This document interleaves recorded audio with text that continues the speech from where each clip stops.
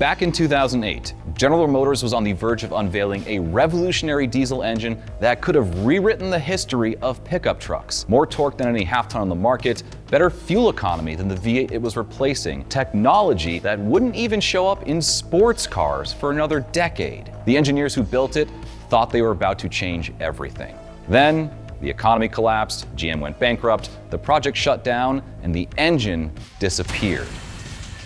Officially, every prototype was destroyed. Rumors of surviving examples floated around for a decade and a half, but without firm proof, its existence slowly faded into internet lore. Until last year. After following the trail for months, hitting dead end after dead end, we received an email from a stranger on the other side of the planet with 3 words. I got one. This is the complete story of GM's lost Duramax V8. What it was, why it was so special, how at least one engine escaped into private hands, and how we found it. Join me for these intriguing new cases and much more. Okay, it's 2005. GM is fat and riding high. The Silverado is selling well, the truck wars are in full swing, and 2 engineers, Gary Arvan, chief engineer for GM's Duramax diesel program, and Charlie Freese, executive director of diesel powertrain engineering, are given a mission: build a diesel engine for a half-ton truck. Historically, we don't do diesels in America outside of heavy-duty trucks. In the past, this was largely because American automakers weren't great at making them, and we never bought into the European mindset that the superior fuel economy of a diesel makes them an eco-friendly choice. Funny how that one worked out. Anyway, today it's mainly because the complex emission systems required by law make them a nightmare to package and a pain to maintain. That's why you've seen used pre-Y2K diesel pickups selling for tens of thousands of dollars. It's not the truck, it's the engine. But the mid-2000s were looking like something of a sweet spot for diesels. Way more advanced than GM's regrettable efforts in the 80s and 90s, and not yet overburdened by today's regulations that have all but canceled out their benefits over regular gas engines. GM sensed a big opportunity to own the moment. As Freese explained to Automotive News in 2007, quote, "In today's industry, you can't afford to develop an average anything. You can't set your goals that you want to be like everybody else." What they came up with was called the LMK internally, a clean sheet 4.5-liter V8 sized to drop directly into the same engine bay as a small block Chevy. Over 500 foot-pounds of torque, better fuel economy, and cleaner emissions to meet the decade's rising standards. The brilliance of the baby Duramax design utilized something called a hot V turbo setup. On a traditional turbo engine, the exhaust exits outward, away from the center of the engine, and the turbo sits off to one side, meaning the exhaust runners have to be different lengths to meet up, which puts a cap on how efficiently the turbo can spool up. For the LMK, GM flipped that. The variable vane turbo sat between the cylinder banks, right in the valley of the hot V, get it? Being fed directly by exhaust gases from both sides. The result was faster spool, better thermal efficiency, and a more compact package. Less plumbing, fewer parts, lower cost. The downside of a hot V setup is it makes cooling a huge engineering challenge, which is one of the reasons why only a few high-end production cars have ever used it, like the Mercedes-AMG GT and GM's own short-lived Cadillac CT6V with the 4.2-liter Blackwing V8. The LMK was doing it before either of them, in a pickup truck. GM gets a lot of crap, and deservedly so, for playing it safe too often. But the reality is, GM also employs some of the best engineers on the planet who are capable of creating paradigm-shifting products. That's not just me saying that. That's the verdict from legendary diesel tutor Gale Banks, who saw the engine up close in 2006 when GM tapped his company Banks Power to evaluate it for possible use in the marine industry. Banks has been tuning turbo diesel engines longer than most of you watching have been alive. So as we started work on tracking down a surviving LMK, we called him up to get his take on the project. He immediately pulled out his handwritten notes from 20 years ago and started ticking off the innovations that put the LMK so ahead of its time.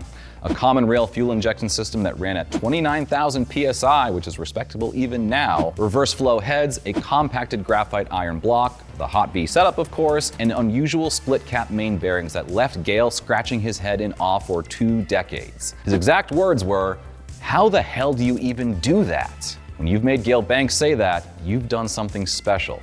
And GM knew it too. Banks told us then GM Vice Chairman Bob Lutz even had one installed in a Buick Rainier. Yeah, this thing, to play with at the Milford Proving Grounds.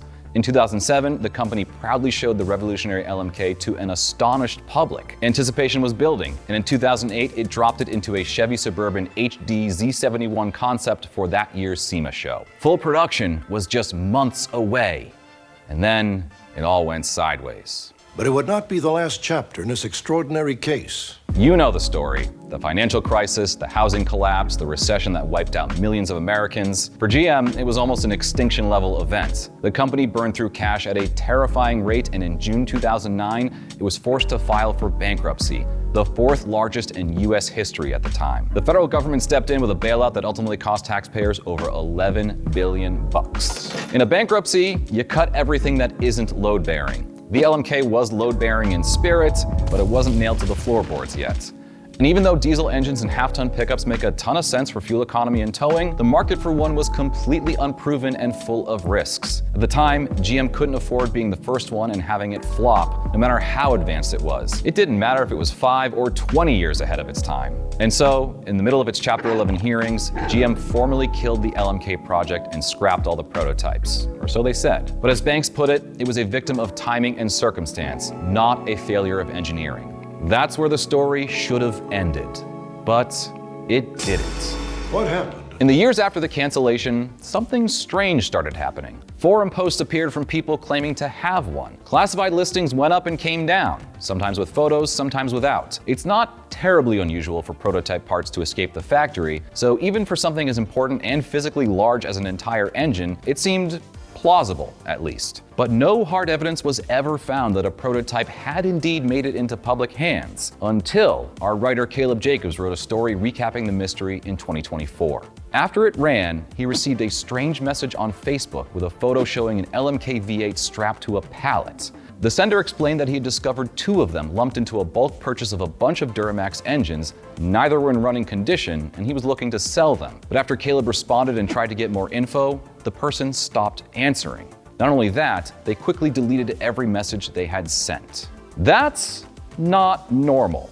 Look, we get tips all the time. Sometimes they're real, sometimes they're not, and admittedly, sometimes people do get cold feet and disappear. But for this, we genuinely couldn't tell if it was real, or if we just wanted it to be real. But it was all we had, so we ran a second story about the interaction in hopes of turning up a new lead. What we didn't know was that we were about to get the biggest break yet from a most unlikely source, a random guy in Sweden named Henrik Bengtsson. The case had once again taken a totally surprising turn. Henrik wasn't looking for a lost piece of automotive history. He was looking for a turbo. He's the kind of guy who buys turbos the way other people buy shoes, frequently, enthusiastically, and in bulk. A few years ago, he was browsing Blocket, which is essentially a Swedish version of eBay, when he found a seller offering a variable vane turbo that caught his eye. The seller was liquidating inventory from a company that had gone under, a company that, from what Henrik could piece together, had been buying GM engines for marine certification testing in Sweden. All he wanted was the turbo, but it was already attached to an engine, and Henrik recognized the unusual hot V layout. Having only seen it on high-performance Mercedes engines, he was intrigued and ended up cutting a deal with the seller for the whole thing. Once he had it in his hands, he was even more surprised to discover the engine was in pristine condition and looked like it had never been run. So he started digging. Eventually, he found our stories about the LMK on the drive and reached out to us. And after weeks of back and forth, he agreed to share photos of his prize, which we published for the very first time.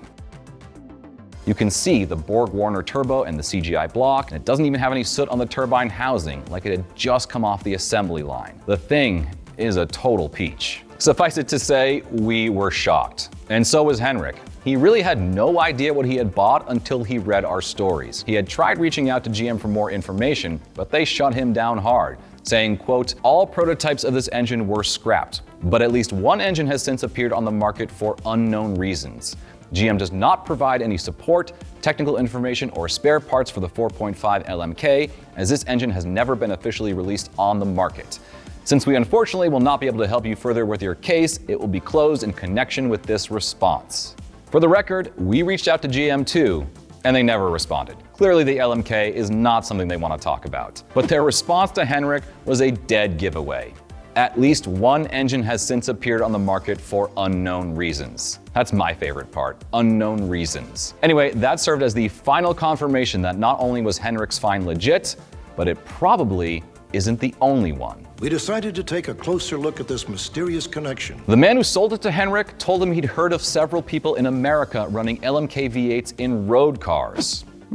We haven't been able to verify that ourselves, but if you asked us several years ago if any unused LMK still existed in the world, we would have said, probably not. What you seek is just a legend. So how many are out there?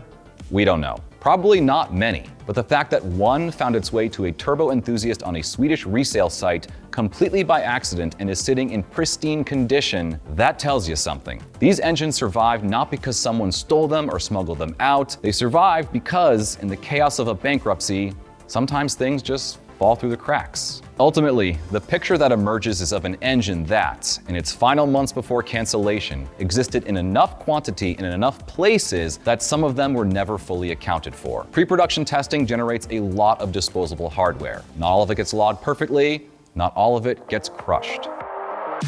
4 years after the LMK disappeared, Ram launched the first modern half-ton pickup with its eco-diesel V6 making 240 horsepower and 420 pound-feet of torque, both lower numbers than the lost Duramax. In 2018, Ford followed with the diesel F-150 with 250 horsepower and 440 pound-feet of torque. Again, not matching what GM almost accomplished. And in 2019, Chevy finally launched a diesel Silverado 1500. And while its 3-liter Duramax is a great engine that delivers 28 miles per gallon on the highway, it's still not as strong as the LMK. But the real tragedy of GM's lost Duramax isn't just that its cancellation set the company's diesel efforts back by a decade. Over the last 10 years, gas engines caught up to diesels in a lot of key metrics like towing, in part due to progress made in building gas engines, but also because of increased regulations hampering the performance and reliability of diesel engines. In the half-ton segment, consumers didn't see any compelling reason to pick an oil burner outside of highway fuel economy, and how many pickup buyers do you know who prioritize that? Modern diesels are more expensive, require more maintenance, and their complex emissions control systems are lightning rods for controversy today. Ford and Ram have since dropped theirs, ironically leaving GM as the sole survivor here. Instead, what we all lost when the LMK died was a chance at a different path for the industry. A superlative piece of technology that could have inspired others to rise up and compete. Even though we did end up getting diesel half-tons from the big three, they had weaker, less reliable, and more expensive engines that did almost nothing to change our perceptions about what diesels could actually be. Think about it like this. Right now, and for who knows how much longer because they're sure not selling, GM offers the 3-liter Duramax in the Chevy Suburban, the GMC Yukon, and the Cadillac Escalade. And I gotta tell you, I think it's the best engine for those SUVs, especially the Escalade. It's smooth, quiet, efficient, and still pulls strong. But even with 10 extra years of development, it still doesn't have the specs of the LMK. But here's the upside. Even today, when it seems like every story has been told and every rock has been turned over, there are still secrets out there waiting to be discovered in places as random as a stranger's shop in Sweden. Or maybe in someone's barn in the Midwest. Maybe the person keeping it knows what he's got. Maybe he doesn't. Either way, GM's lost Duramax is just a little less lost now.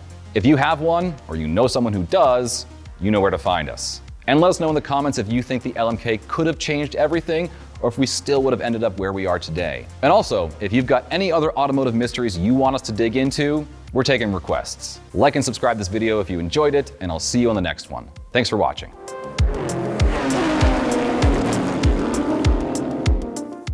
The brilliance of the baby Duramax design utilized something called a hot V turbocharger.